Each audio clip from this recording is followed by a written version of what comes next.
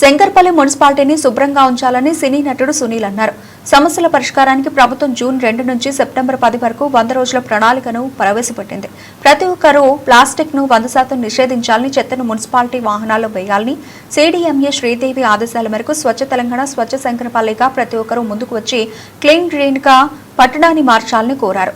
ఆరోగ్యం కోసం, అభివృద్ధి కోసం మన ప్రభుత్వం ఈ సంవత్సరం జూన్ 2వ తారీఖు నుంచి సెప్టెంబర్ 10వ తారీఖు దాకా 100 రోజుల ప్రణాళికను ప్రవేశపెట్టిందండి.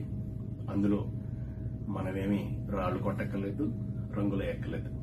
మన ఇంట్లో ఉన్న చెత్తని శుభ్రంగా ఇంటి బయట పెట్టడం ద్వారా మన ఇంట్లో మనకు ఆరోగ్యం దక్కుతుందండి. అలాగే ఆ చెత్తని సరైన మార్గంలో మున్సిపల్ వారి వాహనాలకు అందజేయడం ద్వారా వాళ్ళు మనకి వీధిలోకి వెళ్ళినప్పుడు కూడా ఆరోగ్యాన్ని ప్రసాదిస్తారండి. అలాగే ప్లాస్టిక్ 100% మనకి డేంజర్ కాబట్టి దాన్ని నిషేధించండి. అలాగే మనం బాగా బతకాలంటే మంచి గాలి కావాలి కాబట్టి మంచి మొక్కలు నాటండి.